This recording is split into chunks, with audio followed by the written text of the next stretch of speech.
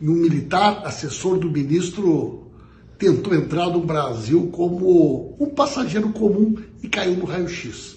Foi pego pela Receita Federal. Em 4 oportunidades, Bolsonaro tentou reaver as joias. Inclusive, nos últimos dias de governo, mandou um ajudante de ordem para tentar recuperar essas joias em Guarulhos. Não conseguiu. Fala, seus mal diagramados! No último fim de semana, o jornal Estadão provavelmente publicou algum editorial fazendo falsa simetria entre os governos do Jair e do Lula. Eu digo provavelmente porque não fui atrás para saber, mas os donos desse jornal repetem com tanta frequência essa apelação para tentar fazer algum barulho entre a esquerda tuiteira que acho difícil que eles tenham perdido mais essa oportunidade de gerar indignação coletiva em petistas em pleno domingão. O que de fato todo mundo tomou conhecimento foi a ótima reportagem do Estadão que traz à tona mais um escândalo envolvendo o governo do Jair.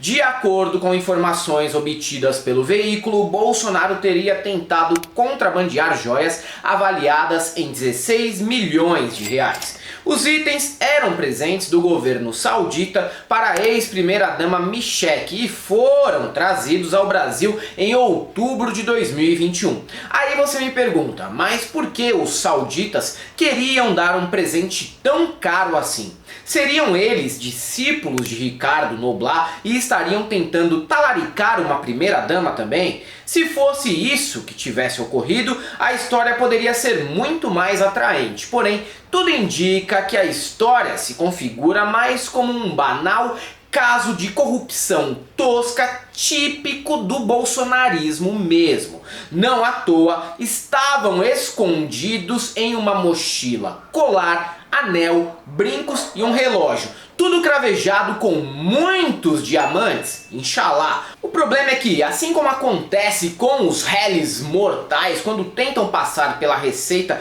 cheio de muamba quando volta dos Estados Unidos, o funcionário do Ministério de Minas e Energia, que foi encarregado para trazer as joias muqueadinhas numa mochila, foi retido na Receita do aeroporto de Guarulhos. Ao passar no raio-x, constatou-se que ele tentava trazer os presentes sem declarar o que constava na bagagem. E a regra é clara: quem tenta ser malandrão e passar pela Receita omitindo compras com valor acima de $1.000 precisa pagar imposto de importação que equivale a 50% do valor dos produtos. E no caso de tentar ludibriar todo mundo, ainda é acrescido 25% de multa. Ou seja, Marcos Soeiro, então assessor do Ministério de Minas e Energia, precisaria desembolsar 12 milhões para liberar o presentinho naquele momento, o que mesmo com o bom salário que o cara recebia seria impossível. Além do mais, não era um presente para ele, era para a dona Michelle. Então quem deveria regularizar a situação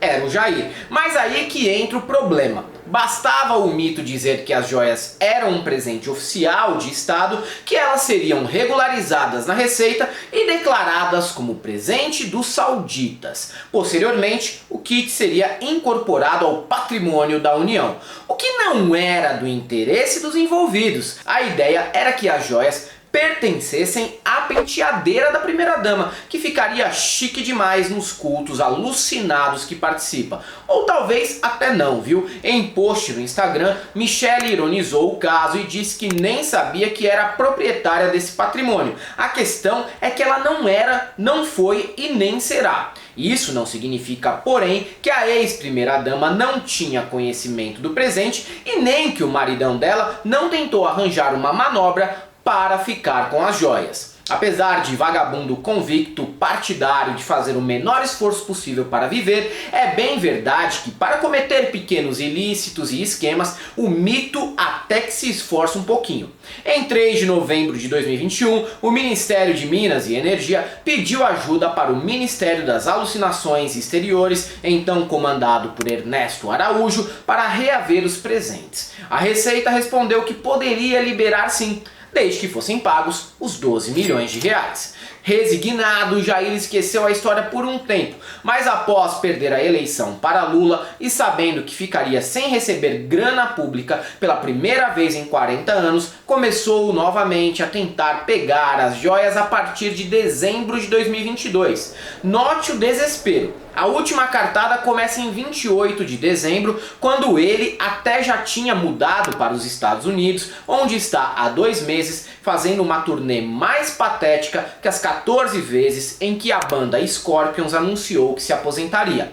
O próprio Jair fez um ofício pedindo a liberação das joias naquele dia. E no dia seguinte, o seu funcionário Jairo Moreira da Silva foi em um avião da FAB tentar reaver o presente, argumentando que as joias não poderiam ficar retidas porque haveria mudança de governo e agora os ouros pertenceriam ao Nine. Ao ser questionado sobre o caso, Bento Albuquerque, ex-ministro de Minas e Energia, que liderava a visita ao país quando as joias foram entregues, já deu 3 versões sobre o caso. Ao Estadão comentou que não sabia o que estava dentro da mochila, mas quando soube imaginou que era um presente para a primeira-dama. O Globo disse que as joias estavam incorporadas ao acervo brasileiro. E em entrevista à Globo News disse que o presente era para o Estado brasileiro e que o casal presidencial nem sabia de nada. Certamente o ex-ministro se formou na escola Marcos Duval de versões diferentes sobre o mesmo assunto. Parece um dos alunos mais aplicados do curso, inclusive. Bolsonaro, por sua vez, usou a tática de dizer que está sendo acusado de receber um presente que nem pediu. Pela lógica do ex-presidente, só pode ser considerado um presente algo que você solicitou. Se for uma surpresa, aí não.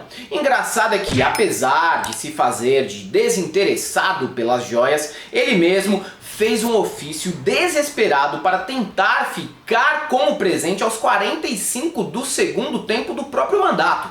Um outro pacote, no entanto, ficou retido com o Ministério de Minas e Energia por 1 ano. E esse era tão luxuoso quanto o outro, mais dedicado ao Jair, e continha abotoaduras, relógio, anel, caneta e um rosário, todos da marca suíça Chopard, que eu acredito ser um pouquinho mais caro que a Vivara. Mas depois de 1 ano, esses itens foram entregues para o excrementíssimo em novembro de 2022. Tem gente ligando a venda da refinaria Landulfo Alves na Bahia com essa história, mas a conexão por enquanto é fraca, tá? Apesar dessa venda ser escandalosa e o preço pago ter sido bem abaixo do que valia de fato, a questão é que a Arábia Saudita foi quem deu as joias, enquanto a refinaria foi adquirida pela Mubadala Capital, que é dos Emirados Árabes Unidos. Tá tudo ali entre o Mar Vermelho e o Golfo Pérsico, mas nem todo árabe é saudita.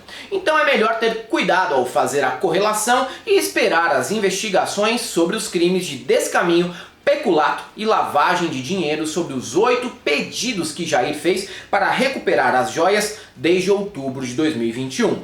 Flávio Dino, ministro da Justiça, anunciou que colocará a Polícia Federal e o MP na jogada. É aguardar para ver. Não foi mero erro administrativo, não. Lembrem-se que Deltan Dallagnol passou anos tentando provar que o Lula roubou um crucifixo. Será que agora ele vai agir da mesma maneira ou o combate à corrupção da Lava Jato é seletivo? Vocês sabem como funciona. Quando é necessário, o bolsonarista relativiza até escravidão. Imagina a corrupção. E é isso aí, galera. Para quem gosta do nosso canal, nós temos nosso apoio, seja membro Pix e Conta Jurídica, caso vocês queiram e possam fazer uma colaboração. Além do YouTube, estamos presentes também no Facebook, no Twitter, no Instagram. Sigam a gente lá e não deixem de conhecer os novos modelos de camisetas que estão disponíveis no site da El Cabriton e o nosso curso no ICL, o Instituto Conhecimento Liberta. E para todos aqueles que achavam que os casos de corrupção no governo Bolsonaro já haviam chegado ao fim, só temos uma coisa para te dizer: não passarão.